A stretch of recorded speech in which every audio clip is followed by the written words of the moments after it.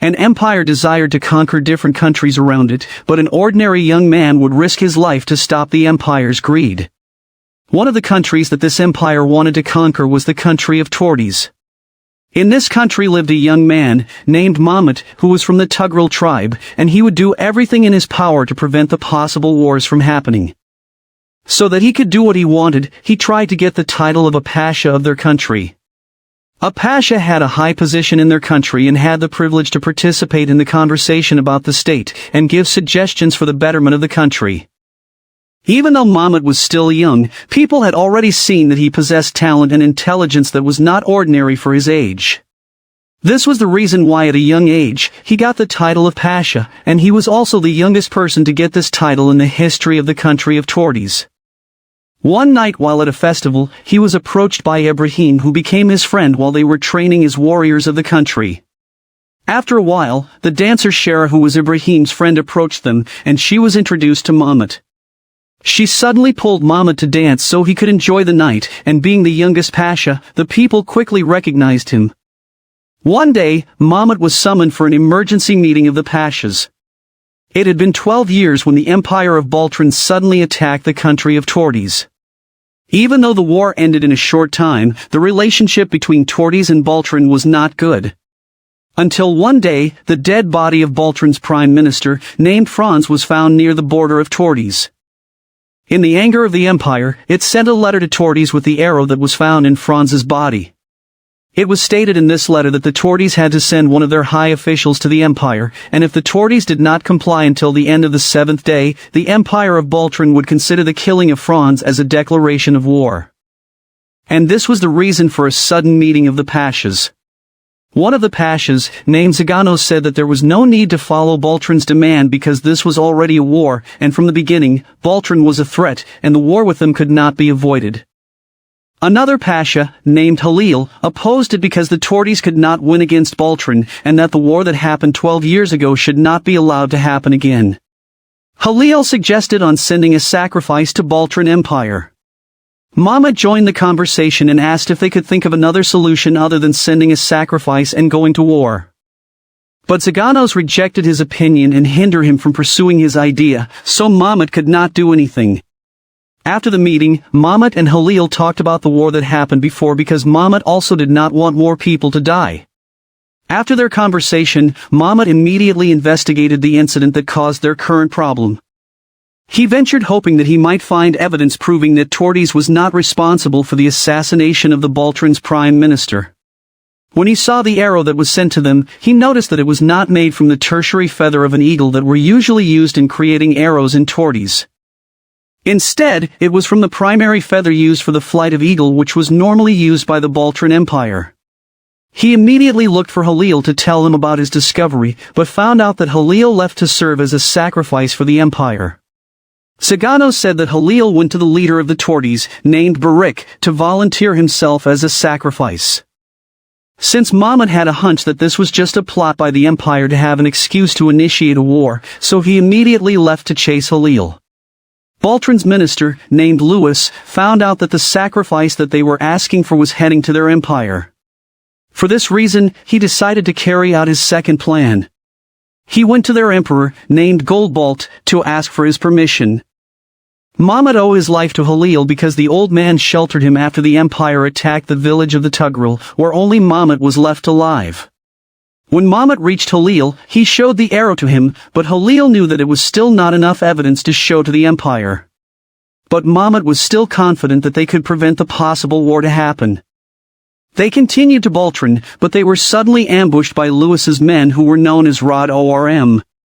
When they looked at the carriage, they were surprised because it was empty, so one of them mentioned that they needed to inform Louis about it. That was the moment when Mamet appeared, and he found out that Louis was the mastermind behind everything. He threw some cooked mutton at the enemies that caused his pet eagle, named Iskander, to come with other eagles to attack the enemies. He managed to capture Louis's Rod Orms, and they brought these men to the Baltran Empire. Due to the evidence presented by Mamet to the empire's leader, Baltran lost its reason to start the war. So when they returned to Tortes, they immediately announced the good news. But this was just the beginning of a massive war that would involve different countries, and it would be called the Great Rumeliana War. One day, the Torties received news about an uprising in Hisar. According to the informant, the valley named Ibrahim joined the Arab tribe and declared independence from Torties. Since the Hisar was under the jurisdiction of Zaganos, he said that he would personally take care of the problem. With 4,000 warriors that were under him, he promised to stop the rebellion in Hisar and return the control to the Torties. Before Zaganos left, Mahmud spoke to him because he believed that Ibrahim would not do it without a serious reason. But Zaganos answered that no matter his reason was, they needed to immediately recover Hisar because it served as a shield from Baltran's threat, and if it became independent, the Baltran Empire would surely attack this area. After Zaganos left, Mahmud also prepared to go to Hisar. Shara suddenly arrived and told Mahmud that she would accompany him to save Ibrahim. Biltran expectedly heard about what happened in Hisar, so Louis spoke to the emperor to ask for permission to send an army there. He added that there was already an army consisting of 10,000 warriors led by the Duchess Lelideric, and it would arrive at Hisar in just one day. While in Hisar, the Araban tribes gathered the citizens in a tent as hostages, and with them were other members of the Rod Orm.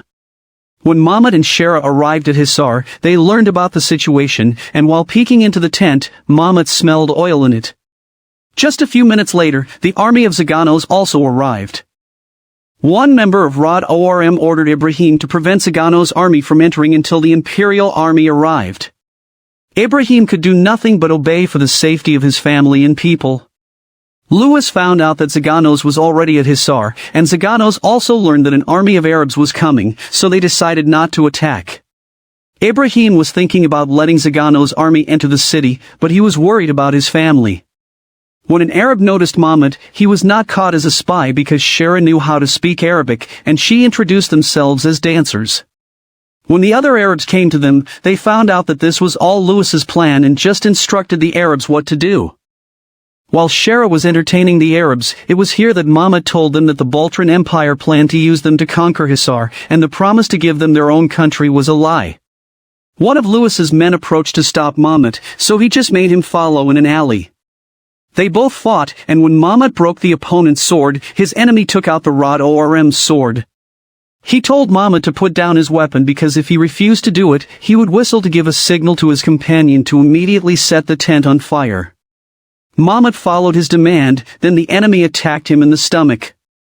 The enemy attacked him again, but he did not know that Mahmud was planning something with Iskandar. Meanwhile, Zaganos was already thinking of using the poison they brought for the incoming Arab army. On the other hand, Lelideric became bored, and with her signal, her companion, named Glalit, attacked Louis's Rod Orm, so that they could have their own decision to attack Hisar. Glalit managed to kill his opponent, and Lelideric said that they would invade Hisar after treating Glalit's wound. Shara started to cut the ropes of the tent at Mahmud's command, but she was caught by the Rod Orm, named Eleanor. When Iskandar and the Eagles arrived, they immediately removed the tent and dropped it on the members of the Rod Orm, causing them to fall on their own trap and burn. When Ibrahim saw this, he immediately ordered the gate to be opened and sent a messenger to Zaganos to ask for help to recover the Hisar. So when Lelideric saw that Zaganos with his army had entered and recovered control on Hisar, they decided to return to Baltran. Mahmud and the Rod Orm member fought again, but after a while, Mahmud was able to defeat his opponent. The next day, Mahmud, Zaganos, and Ibrahim were summoned to Divan regarding what happened in Hisar.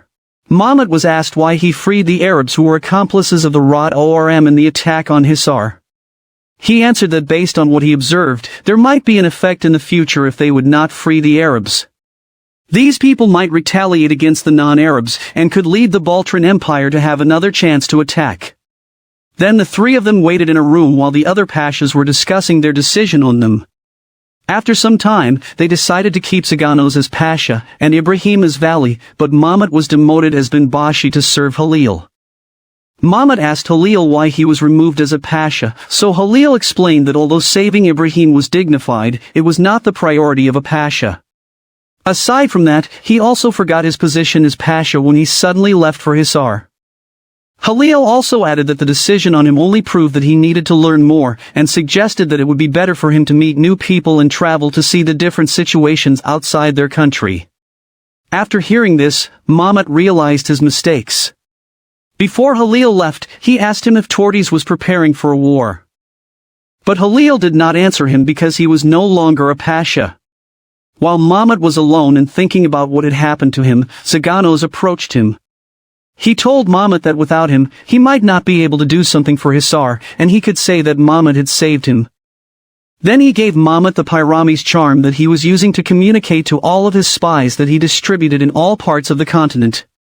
This was the instrument that he was using to know the action of the empire. It was here that Mahmud realized that Zaganos used Hisar to prove that the empire was a threat, and even though the Divan knew this, they did not remove Zaganos as pasha because of his abilities. He was even more convinced that he really made a mistake in his decisions which seemed self-centered. So he accepted the instrument given by Zaganos before they parted ways. The next day, he left Tordes to go on a travel, and he promised to himself that when he returned, he was worthy to become a pasha. Meanwhile, as Louis, Leliduric and Glalit were having their meal, Louis told them the reason why Zaganos' army arrived ahead of them in Hisar. He informed them that Zaganos had a lot of spies that scattered around the continent. But at the moment, his rod orms were already on the move to find all of the spies. As Mahmud's journey continued, he visited the land where his mother and the residents of Tugril were killed. When he arrived at the water shrine, he used the Pyrami's charm and it was noticed by a man. At night, he was surprised by a man who saw the signal he made, because this stranger was already in his room. He said that he knew Mahmud because of the person who wanted to meet him. He introduced himself as Barbaros, who was a former flag-bearer of Halil and the Kalak that was assigned in the area. The Kalak are those spies assigned by Zaganos, and they knew that the one bearing the Pharaimus charm was an agent of Zaganos based on the color of the light it released.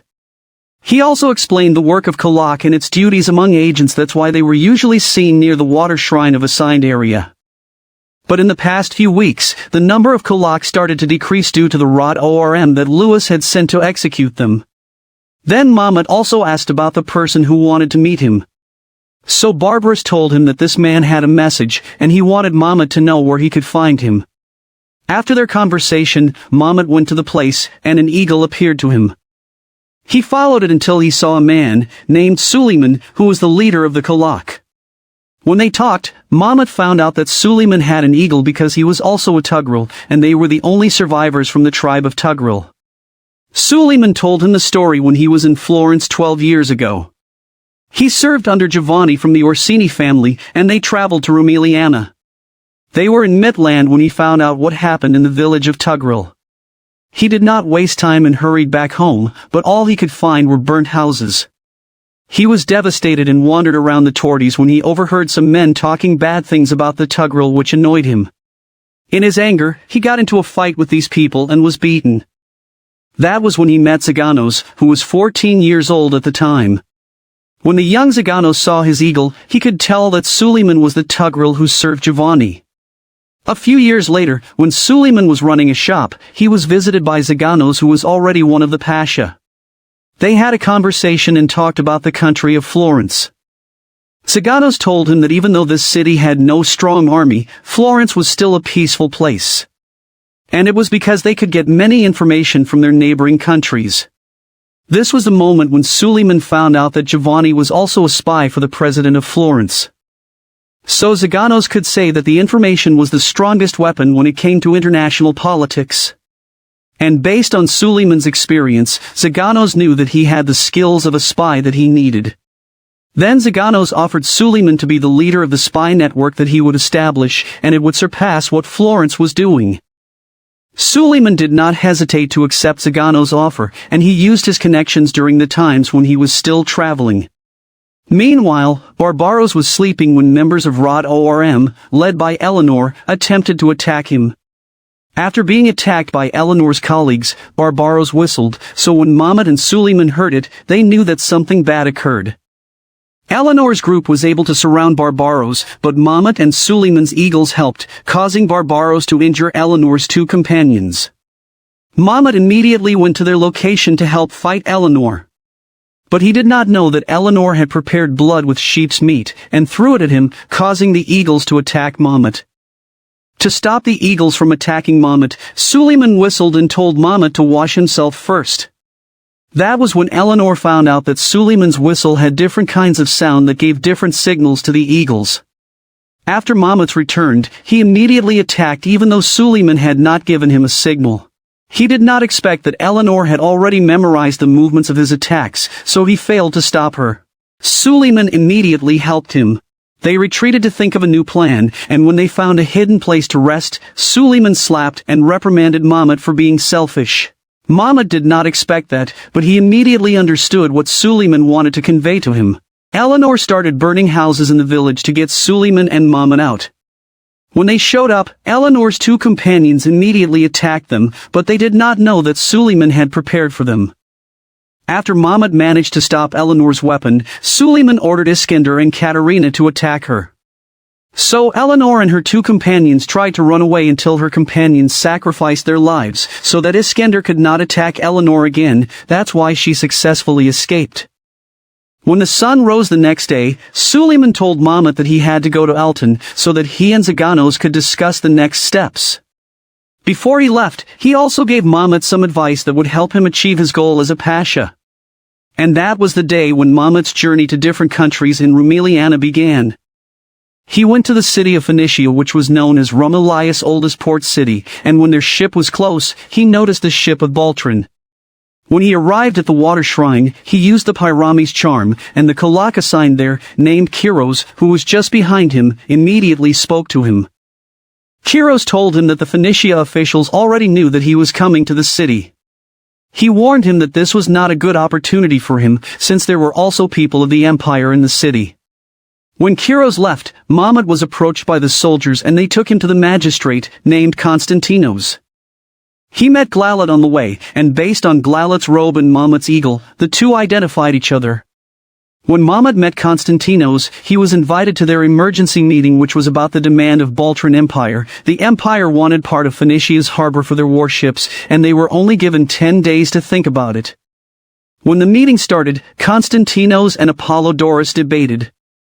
Apollodorus wanted to give what Baltrin demanded to avoid war, and said that Phoenicia could not win against the empire. Based on the debate between the two, Mamet thought that if the empire could control the Phoenicia, there was a high possibility that it would control the entire center states, and be able to surround the Tortes. Konstantinos suddenly involved Mamet in the conversation because he was the proof that nothing was impossible after Mamet's help in recovering Hisar. But according to Mamet, he only prevented a war between the Tortes and the empire. And since they still could not arrive at an agreement, they decided to base their decision in a poll. Konstantinos was still complacent that the empire could not enter their city, and said that they also had an alliance with the country of Venedict, which was a veteran when it came to the war at sea. So when the result of the poll came out, they decided not to give what Baltrin demanded. Konstantinos immediately gave the order to close the port, so Glalit knew what was Phoenicia's answer to their request. Konstantinos told Mamet how the empire would use the warriors from the former kingdoms of Balt and Rin regions as preemptive strike. And those who tried to retreat were threatened to be killed by Glalit. That's why they were forced to follow. He did not want this to happen to their people, and this was the reason why he would not submit to Baltrin Empire. It had been 15 days since Phoenicia requested help from Venedict, but there was no response from them yet, so Nicephorus was worried that Venedict might have abandoned them in fear of the empire. Mamet knew that Phoenicia would not win the war if the help from Venedict would not come. So he presented that he would go to Venedict to personally ask for its help, and if he was refused, he would try to negotiate. But Konstantinos told him that it was not needed because he had confidence in the Doge of Venedict, named Lucio. The Doge was his close friend, and he was not the kind of person who would ignore their agreement. But Mamet could feel that Louis had planned everything that might happen. On the other hand, Lelydric led her men and they planned to pass through the plateau that no one had successfully crossed in 3,000 years. Kiros talked to Mamet, and it was only here that he found out that Kiros was the son of Apollodorus. Kiros said that his father was the reason why he decided to become a Kalak. He told the story of the day when he and Suleiman met, and how the Tugril persuaded him to become a Kalak. As a Kalak, Kiros would have wanted Mamet out of Phoenicia for his safety.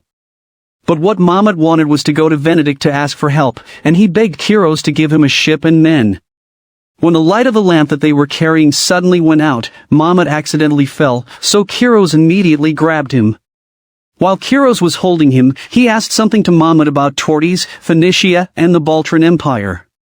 Mahmud knew that Kiros was just testing him, so he wondered what could Suleiman, Saganos, and Halil would answer if they were in his situation. So he answered him based on the true content of his heart and mind, and from what he said, he gained Kiros's trust and promised to help him with his plans. Meanwhile, Apollodorus still could not accept Constantino's decision because for him, it was a huge mistake. Mahmud and Kiros had started preparing for their trip to Venedict. To get out of Phoenicia, they had to remove the harbor chain without being noticed. When they entered the room where the harbor chain was being controlled, they heard that some Baltran men were planning to surrender to them. While one of them was explaining where they came from and how Baltran forced them to participate in this war, they were suddenly attacked by archers from Baltran's ship. The rest of them died immediately, and those who were left alive were begging Phoenicia to help them. At the mercy of Constantinos, he decided to let them in. Based on Nicephorus's calculation, they would know if the Baltran ship could catch up if they lower and raise the harbor chain. According to Nicephorus, they had enough time to save those men, so Constantinos gave the signal to lower the harbor chain. When the capitulators entered Phoenicia, Constantinos once again ordered to raise the harbor chain. But they noticed the sudden acceleration of the Baltran ships, and they were approaching them. So Apollodorus immediately told to use the water wheel to speed up the rise of the harbor chain. But due to the direction and the strength of the wind, the Baltran ship led by Glalit managed to successfully enter their territory. Another problem that they had was the failure to prepare warships to deal with the incoming ship. But they were surprised when the boat used by Mahmud and Kiros suddenly arrived, and it intentionally bumped on the ship of Glalit. Mahmud then called Iskender that brought a bag with nails, and the eagle threw them at the enemies. They quickly took control of the ship, but could not see Glalit. While they were looking for him, the enemy appeared to Mahmud. They both fought, and Glalit knew that Mahmud could not fight well while protecting their female companion at the same time. Because of the woman's whistle, Kiros and their companions immediately went to the area and found Mahmud and Glalit still fighting. Kiros cut the rope for the anchor to lower it to the water, causing the ship to lean on its side. That's why Glalit lost his balance and was caught by them. When they were gathered the enemies in the same area of the ship, Glalit and his companions suddenly rushed at them, and the battle continued in the ship.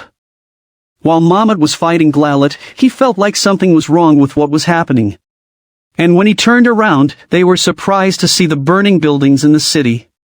Glalit immediately fled, and Lewis's plan on the plateau led by Leloderic had been successful. Only here did Constantinos realize that the Empire made a trouble in the ocean, so they would not notice the attack from behind. Constantinos still did not want to give up, but his colleagues already lost their hope. When Constantinos was about to use the voice pipes, he heard water in it. It turned out that Apollodorus did this, so that Constantinos would stop and decide for them to surrender. Apollodorus held a poll in favor of their surrender, and got all the votes of the officers. They raised the white flag as a sign of their surrender and announced it to all the fighters. Kiros immediately returned to their ship, and treated Mahmud's wound. But according to the woman, Mahmud needed to be taken to the doctor. Kiros informed his companions that he would take Mahmud out of the city first. He promised to come back soon, but according to his companions, he did not need to worry about the city, and they would take care of it for him because they knew he still had things to do. On the other hand, Constantinos confronted Leloderic because he had not yet accepted their defeat. But he was killed by the enemy, and it was witnessed by Apollodorus and the other Phoenician officials. Mahmud and Cyrus successfully left the city, and a few hours later, they met the Venedict ships led by Briga. When they met Briga, Mahmud immediately asked him why they did not follow the agreement. But Briga answered that they did not disobey the agreement, and prepared immediately after they were told to go to Phoenicia. Mahmud's wound got worse and he lost consciousness, so Abariga took him to his room and told their doctor to take care of him. When Mahmud woke up, he read a book in the room that contained the history of Venedict. On the other hand, Kiros heard from the conversation between Briga and Abariga about the death of Constantinos. So he informed Mahmud about it, then Mahmud asked him if he knew the Doge of Venedict, named Lucio. Kiros knew that he had seen this man when he was young, but he could not remember his face. He added that this Doge was known as the Fox of the Centro. As Mahmud continued reading the book, he learned that the material used in other products made in Venedict came from Phoenicia. After reading the book, he learned a lot about the history of the alliance between Venedict and Phoenicia. 9 days after their voyage from Phoenicia, they had reached the country of Venedict. Mahmud begged Briga to help him face the Doge of Venedict once they reached the land. Before their arrival, Lucio was informed about what happened in Phoenicia, including Mahmud and Kiros. After hearing what Mahmud did to Hisar, Lucio also remembered him. So when Mahmud arrived, he immediately questioned Lucio for not giving immediate help to Phoenicia. Lucio replied that they sent their ships immediately, but it would take a few days of sailing to reach Phoenicia. Kiros could not accept Lucio's answer because 17 days had passed, but the Venedict ships were still out of sight. Then Mahmud asked what Lucio had to say about the fall of Phoenicia to Baltrin.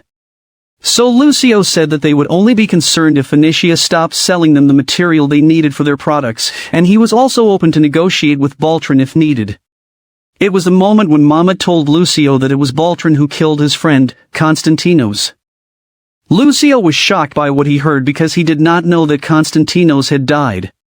So he said that they were ready to face the empire if it attacked them, but as long as possible, they wanted to avoid having a war or any conflict from other empire. While Kiros was still annoyed by Lucio's words, Mahmud saw that Lucio's answers also had a point. They planned to go to the water shrine to meet the Kolak assigned there, but according to Abariga there was no Kolak in Venedict. Abariga took them to a restaurant to eat, and here they found out why there was no Kolak assigned to Venedict. He told them that he also met Suleiman, and the Tugril also offered him to become a Kolak. But he showed to Suleiman the bulletin boards and guild outposts, so Suleiman found out that the captains were sharing information that they gathered from their voyage.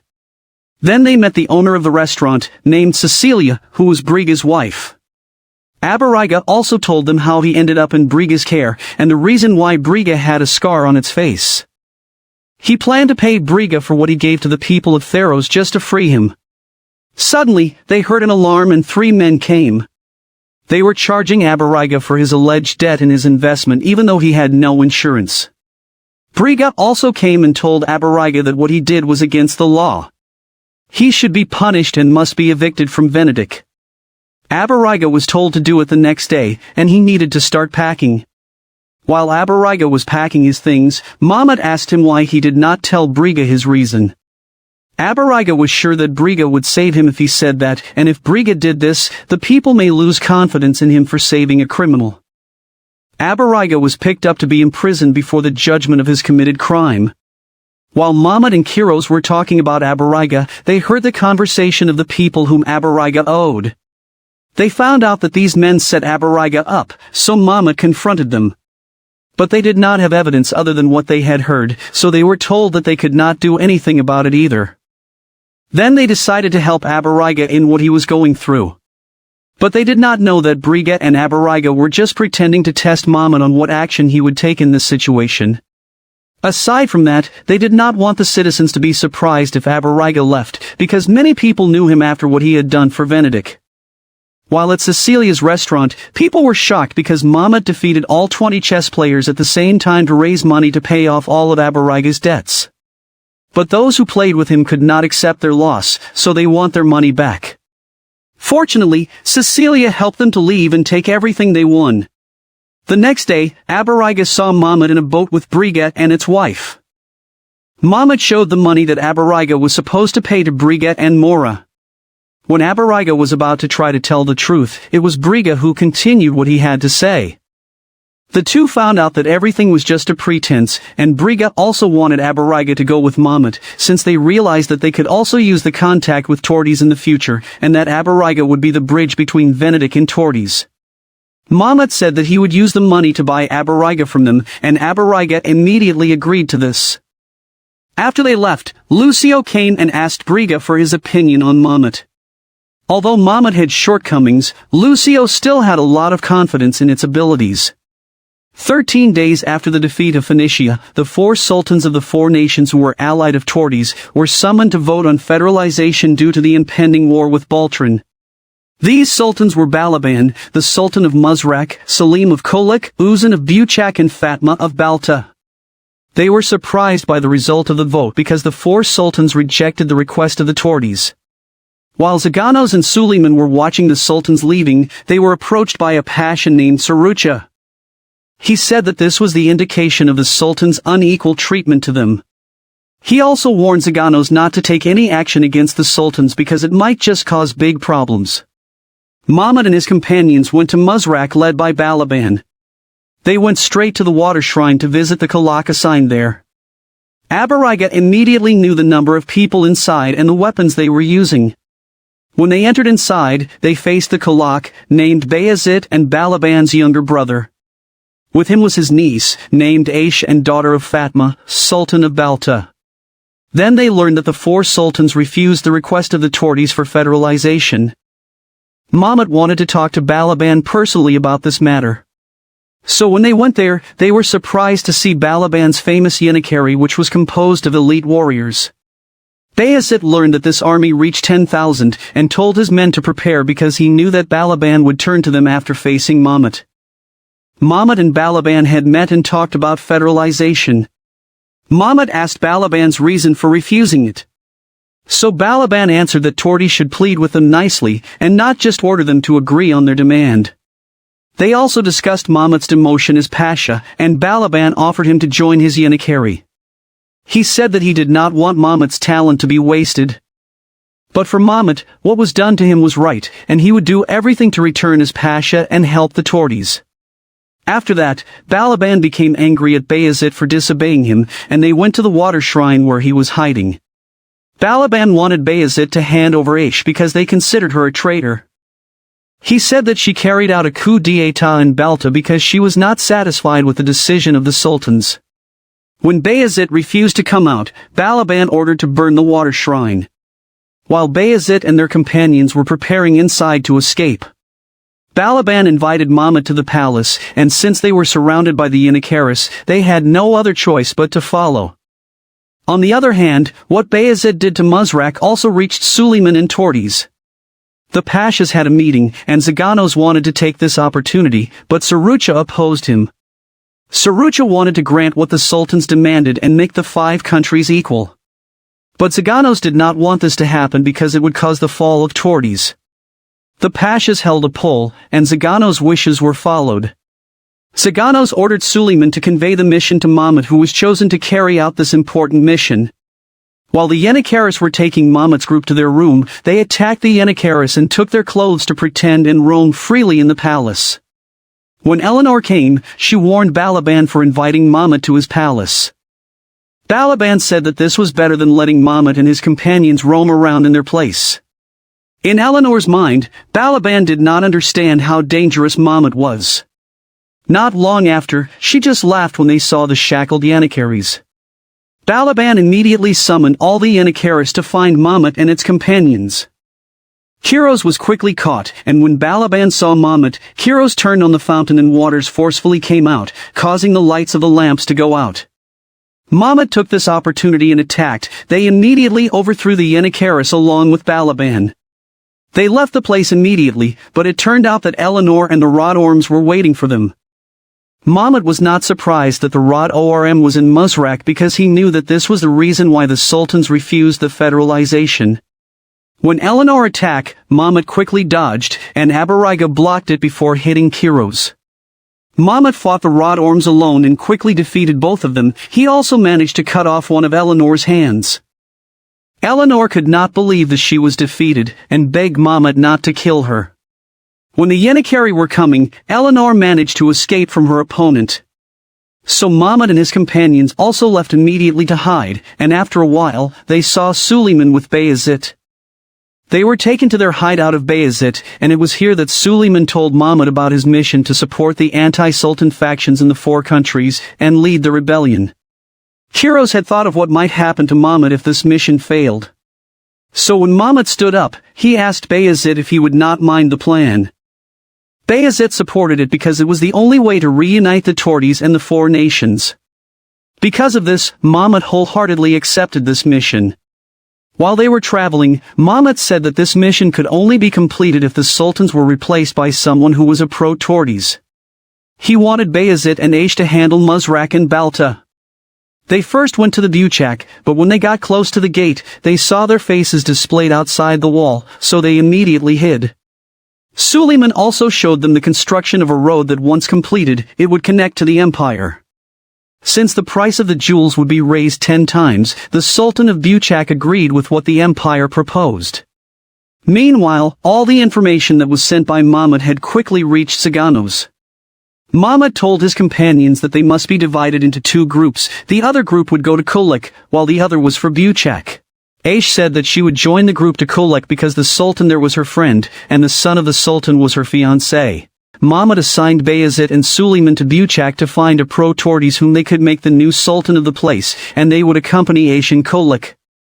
When Mahmud's group arrived at Kulik, they were immediately greeted by the Sultan's son, named Orphan. Then Aish requested him to present them to his father. Orphan hesitated and was worried because his father might just arrest them, but Aish was complacent that the Sultan would not do this to her. Mahmud also planned to discover what was behind the mask since the Sultan would constantly wear it. When they met the Sultan, named Selim, Aish accused that he had become a follower of Balaban, and was compared to Mahmud who bravely fought against the greedy Sultan. Selim suddenly called for his soldiers in the room and surrounded his visitors. The Sultan imprisoned them on the 9th floor of the tower, and told them that he would surrender them to Muzrek. It turned out that there were rod arms around Selim, and when they were gone, Selim decided to visit Mahmud's group in prison using the secret passage to get there.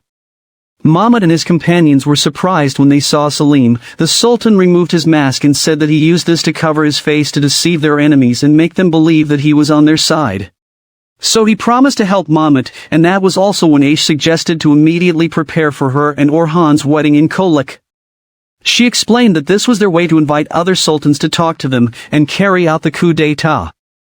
But if the sultans would not show up, Selim could use this as an opportunity to pass the sultanship to Orhan and break the alliance with other sultans. Meanwhile in Buchak, Suleiman and Bayezid were caught by the guards. It was under the leadership of the son of the sultan, named Ismail, who was a skilled trader, and this was the reason why he was one of the sultan's favorite sons. He also talked to Suleiman, and was open to make an alliance with them. Like Selim, Ismail also believed that it would be better for Buchak to form an alliance with Tordes. Then they discussed the number of their warriors, and Suleiman told him the exact number of it. But to Ismail's dismay, it was not enough to defeat the 23,500 warriors of the 3 sultans, since the total number of their army would only reach 5,600. It was when Bayezid invited Ismail to their tent to show him the weapon that could possibly defeat the enemy in the battle. Ismail came along with him, and when he saw what this weapon could do after Bayezid tried it, he was amazed by it and they immediately made an agreement. On the other hand, the Pashas had a meeting to talk about Mahmud's plan to assassinate the sultans on the day of the wedding. Surucha volunteered to be sent to the wedding because their family had a good relationship with the sultans, and Barak approved it. While watching the group of Surucha leave the city, Zaganos knew that Barak did not care if Surucha would not be able to return alive. But Surucha went to Balaban to inform him that the Pashas thought that there was a secret alliance between the sultans and the empire, and he told Balaban that he did not believe it. After Balaban found out what Tordes was planning to do, he sent messengers to Balta and Buchak and said that they would counter Tordes on its plan with the entire army of the 3 nations. Tordes immediately found out that Surucha did go to Muzrek. And that was the moment when Zaganos shared his plan to invade the 3 nations and conquer it, since he was sure that there would be no warriors left to defend them. The other Pashas were shocked when they heard this because they thought that the plan was to assassinate the sultans. Barak immediately approved this plan, and Zaganos would also lead it. The army of the 3 sultans started their journey towards the Kulik, while Mammoth had reminded his companions again of what they had planned. The day of the wedding arrived when Suleiman suddenly came to give Zaganos' letter to Mahmud. After Mahmud read it, he found out that not only sultans would come to the city, but the entire army of the 3 nations, so Zaganos ordered them to face the enemies in this battle. Mahmud immediately ordered Kiros to get the citizens who were outside into safety. He suddenly remembered Selim, who did not know about the change in plan, so he sent both Suleiman and Abariga to check on him. Selim went to Aish to surrender her to Balaban because the enemy found out about Mahmud's plan. Selim's soldiers defeated Aish, so Orhan was forced to take Selim as a hostage. While the Rod Orms were looking for Selim, Suleiman and Abariga attacked them. When Orphan got the soldiers out of the room, he begged the Sultan to reconsider his decision. But Selene was worried because they knew that they could not handle the army of the three sultans, so to save Kolek, he had to surrender Aish and Mahmut. Then he suddenly attacked Orphan, and was about to attack Aish, but Orphan quickly moved to stab him. When Suleiman and Abariga came, it was too late because Selene was dead. On the other hand, Mahmut begged the Kolek general to let him use the entire Kolek army. But according to the general, this was not what he heard from the Sultan as their plan, so he ordered the soldiers to immediately surround Mahmut with swords. Orphan suddenly came and informed them that Selene was dead, and he was the new Sultan of Kolek. He ordered the general and his warriors to cooperate with Mahmut. A few days before the meeting in Ratis with the sultans, Louis visited Balaban in Muzrak. He showed Balaban the map that he had made, which would be the map of the future if Balaban cooperated with the empire. And since Balaban liked the plan for Muzrak on the map, he agreed to join the empire. So when Bayezid found out about it, he did not like what he saw on Balaban's reaction. This was the reason why Bayezid went to Zaganos and offered to be Zaganos' Kolak to stop Balaban and the empire's plan. At present, Orphan appointed Mahmut to lead their army. Based on the letter from Tortes, Mahmut told them his plan, and he also asked Suleiman to confirm something. Meanwhile, before Balaban's army traveled towards Kolek, he had killed Sarucha in Muzrak. Mahmut began to position themselves outside the Kolek to face the enemy's army. Balaban informed the other sultans that only his army would attack because he was confident that it was enough to defeat the Kolek's army. The Kolek army started to disperse, but Balaban immediately read the formation made by Mahmut, so he said that he knew how to defeat this formation. Both armies began to charge forward, and Balaban noticed the tree branches with leaves which were carried by Mahmut's leading army. Those were used to halt the horses of the Yenikeri, and this gave the rear troops of Mahmut to attack them. Mahmut signaled to retreat and used the tree branches again to form cloud of dust, so their army would disappear from the enemy's sight. This was also Mahmut's signal to the general's army to retreat. The Yenikeris chased after them, but they did not expect that some traps were waiting, causing the enemies to be forced to retreat. Orphan also gave a signal to the army that he was holding to change their formation. The Yenikeris still rushed to attack them, but they were surprised to find an army of Kolek behind them. When Mahmut appeared to the Yenikeris who were against the general, they ran away in fear. So when Balaban met one of them, he immediately killed him. But he was surprised to see most of his Yenikeris lying dead on the ground. Mahmut fearlessly told Balaban to withdraw his army, otherwise, they would make sure to kill them all in this battle. Balaban got angry at this, he reprimanded his Yenikeris and forced them to attack. So Mahmut moved and made their enemies follow them to the valley, and it turned out that Bayezid's army was waiting there to ambush the incoming soldiers of Balaban. Using the large stones, they trapped the entire army of Balaban in the valley. It was here that they showered them with arrows and killed most of the Yenikeris. Balaban immediately gave the order to perform the turtle formation to protect themselves, and they slowly moved forward. But this formation was useless because Bayezid used the shark Ye, which bullets went through the shields, and this was the reason for the death of other Yenikeri. Balaban was shocked to see the bullet of the shark Ye, and he immediately thought of Bayezid. While the Yenikeris were being shot, Balaban quickly ran to escape. But he was still hit, and Bayezid shot him again. He still endured this and did not die, then he attacked Bayezid with a knife. He asked Bayezid why he betrayed him, and Bayezid replied and told Balaban that he was not worthy to be a sultan. Bayezid added that he let himself be fooled by the empire even though he knew that it would cause bad things to his people. Balaban dropped the knife that he was holding, and after a while, he also lost his life. Bayezid was devastated by Balaban's death, so he cried and hugged his brother tightly. When Uzun was about to order his army to attack, Mahmut came there while carrying Balaban's head. The enemy saw this, and in Uzun's fear, he immediately retreated with his army. He decided to go back to Buchak because there was no point if they continued to fight. Fatma had also found out about this, and they also decided to go back to Balta. When they arrived at the valley of Buchak, Ishmael ambushed them. While Uzun was hiding, Ismail showed up pretending to be looking for his father. Uzun got his attention, but he did not know that Ismail was going to kill him. On the other hand, when Fatma's soldiers saw that Mahmud's army was following them, they immediately ran and left Fatma and her son behind. So Mahmud brought Fatma and Kamal to Kolik, and they discussed the punishment to be imposed on her. Kiros wondered why Fatma took her son Kamal to the war. So Aish answered saying that Fatma, her mother, could not leave his brother in Balta because the palace was like a battlefield. She added that their father's relatives did not agree that her mother ruled Balta after her father died, and this was the reason why they tried to kill all three of them. At that time, his uncle Balaban helped them, and from then on, her mother started obeying all of his orders. For Orphan, Fatma was just a victim and should not be punished, but for Aish, everyone who betrayed Torti should be punished. After the deliberation, Mahmud informed Fatma of their decision to put her to death by poison.